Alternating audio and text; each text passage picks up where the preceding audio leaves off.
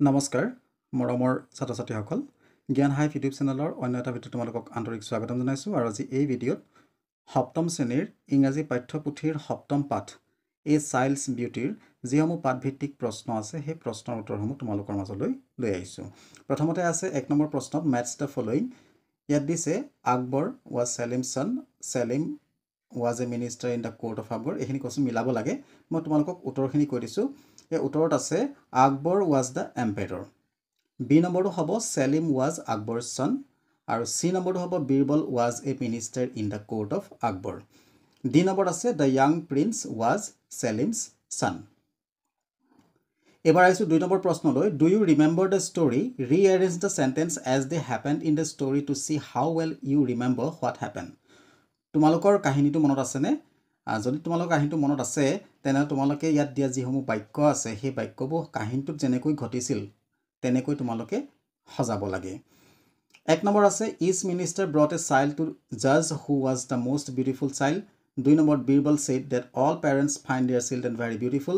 Akbar said that no' child was more beautiful than his grandson. এই গোটেইখিনি তোমালোকৰ প্ৰশ্নত আছেই। গতিকে ইয়াৰ উত্তৰত মই যিখিনি প্ৰশ্ন সজাই দিছোঁ সেইখিনি তোমালোকে চোৱা। ইয়াৰ উত্তৰত হ'ব প্ৰথমতে আহিব তোমালোকৰ 3 নম্বৰ যিটো বাক্য, Akbar said that no' child was more beautiful than his grandson. আকবৰে কৈছিল যে কোনো শিশু তেওঁৰ নাতিতকৈ ধুনীয়া হ'ব নোৱাৰে। এইটো হ'ব তোমালোকৰ 1 নম্বৰ চেণ্টেন্স, অৰ্থাৎ এই ঘটনাটো প্ৰথমে ঘটিছিল। 2 নম্বৰত আমি ক'ব লাগিব 2 নম্বৰ যিটো বাক্য আছে সেইটোৱে হ'ব Birbal said that all parents found their children very beautiful. সকলো মাক দেউতাকে নিজৰ ল'ৰা ছোৱালীক ভাল দেখে। আৰু 3 নম্বৰ তোমালোকে 1 নম্বৰ প্ৰশ্ন লিখিবলৈ 1 নম্বৰৰ বাক্যটো লিখিব লাগিব each minister brought a child to জাজ who was the most beautiful child. প্ৰত্যেকজন মন্ত্ৰীয়ে লগত একোটাকৈ শিশু লৈ আহিছিল যাতে তেওঁলোকে বিচাৰ কৰিব পাৰে যে কোন বেছি ধুনীয়া, কোন শিশুটো বেছি ধুনীয়া আছিল সেইটো জানিবৰ কাৰণে তেওঁলোকে প্ৰত্যেকজন মন্ত্ৰীয়ে একোটাকৈ শিশু লৈ আহিছিল। আৰু 4 নম্বৰ যিটো আছে সেইটো বাক্যই হ'ব the mother did not let Birbal the child to go' to the court. Birbal bring the child to the court.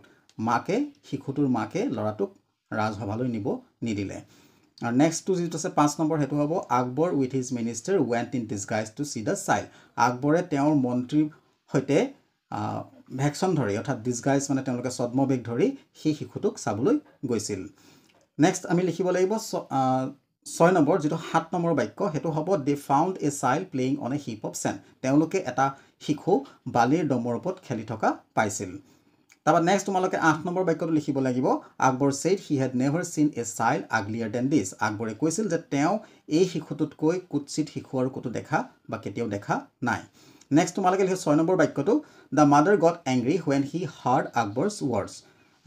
শিশুটোৰ মাকৰ খং উঠিছিল যেতিয়া তেওঁ আকবৰৰ কথাবিলাক শুনিছিল। তাৰপিছত তোমালোকে 10 নম্বৰ বাক্যত লিখিব লাগিব the mother took the baby inside and shut the door. মাকে কেঁচুৱাটোক ভিতৰলৈ লৈ গ'ল আৰু দুৱাৰখন বন্ধ কৰি দিলে। তাৰপিছত তোমালোকে 9 নম্বৰ বাক্যটো লিখিব লাগিব Akbar agreed with Birbal that all parents find their own children beautiful. আকবৰে বীৰবলৰ লগত সন্মতি জনালে যে সকলো মাক দেউতাকে নিজৰ ল'ৰা ছোৱালীক ধুনীয়া দেখে। এইবাৰ আহিছোঁ 3 নম্বৰ প্ৰশ্নলৈ। Answer the following question. তলৰ প্ৰশ্নবোৰৰ উত্তৰ দিব লাগে।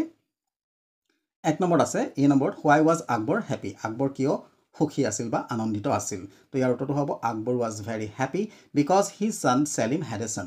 আকবৰ বৰ সুখী আছিল বা আনন্দিত আছিল কাৰণ তেওঁৰ পুতেক ছেলিমৰ এটা ল'ৰা হৈছিল। বি নম্বৰত আছে who used to say there is no' child more beautiful than my গ্ৰেণ্ডছন।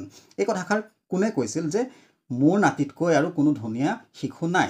তো এইটোৰ উত্তৰ হ'ব Akbar said this that there was no' child more beautiful than his grandson. এই কথাষাৰ আকবৰে কৈছিল যে তেওঁৰ নাতিতকৈ আৰু কোনো ধুনীয়া শিশু নাই।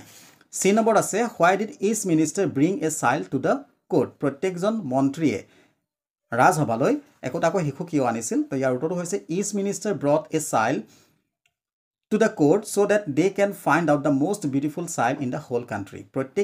প্ৰত্যেকজন মন্ত্ৰীয়ে ৰাজসভালৈ একোটাকৈ শিশু লগত লৈ আনিছিল যাতে তেওঁলোকে বিচাৰি উলিয়াব পাৰে যে গোটেই দেশখনৰ ভিতৰতে আটাইতকৈ ধুনীয়া বা সুন্দৰ শিশুটো কোন। ডি নম্বৰত আছে why didn't Birbal bring any child. বীৰবলে কিয় কোনো শিশু অনা নাছিল? ইয়াৰ উত্তৰটো হৈছে Birbal did not bring any child to the court because the child's mother refuse him to bring her child to the court as she did not want to cast an evil eye on her child by strangers.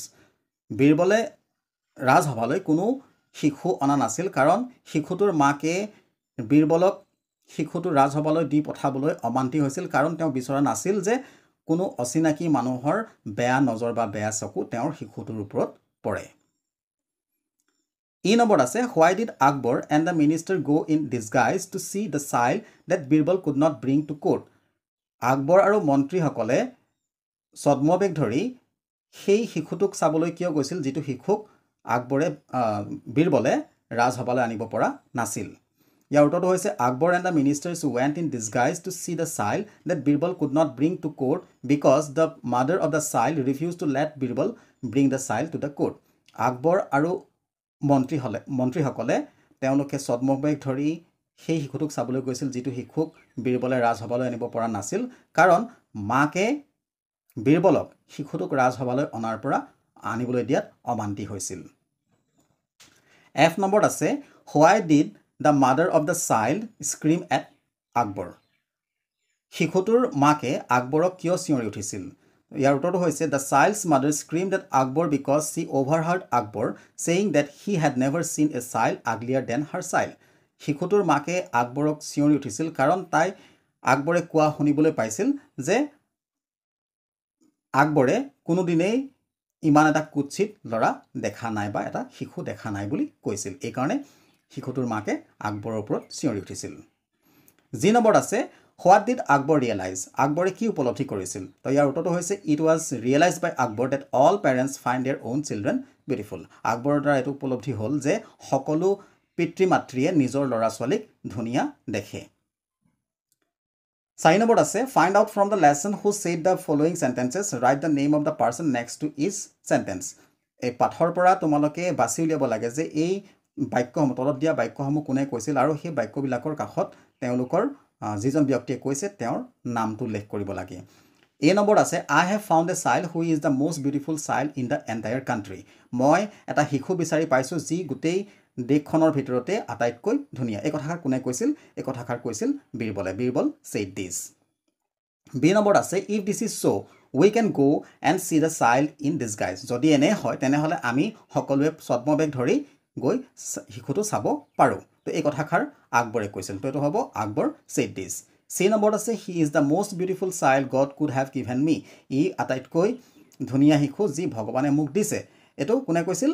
এটো কৈছিল Akbar said this actually তো ভুলটা হৈ গ'ল এটো আকবৰ নহয় এটো হ'বলে the child's mother হ'ব দেই তোমালোকে এটো শুদ্ধ কৰি লবা ইয়াত আকবৰ আছে কিন্তু আকবৰ নহয় এটো the child's mother তাৰ পাছত ডি নম্বৰ আছে then we can judge for ourselves তাৰ পাছত আমি এটো কথাটো সিদ্ধান্ত ল'ব পাৰিম বা জাজ কৰিব পাৰিম যে বিবেচনা কৰিব পাৰিম এই কথাষাৰ কোনে কৈছিল এটো হৈছে one of the minister said this আৰু এজন মন্ত্ৰীয়ে কৈছিল তো মৰমৰ ছাত্ৰ-ছাত্ৰীসকল যদি ভিডিঅ চাই ভাল লাগিছে এটা লাইক কৰিবা তোমালোকৰ ফ্ৰেণ্ডসকলৰ মাজত শ্বেয়াৰ কৰি দিবা আৰু যদি চেনেলটো প্ৰথমবাৰৰ কাৰণে ভিজিট কৰিছা তেনেহলে চেনেল সাবস্ক্ৰাইব কৰি কাষত থকা বেল আইকনটো প্ৰেছ কৰি অল কৰি ৰাখিবা ধন্যবাদ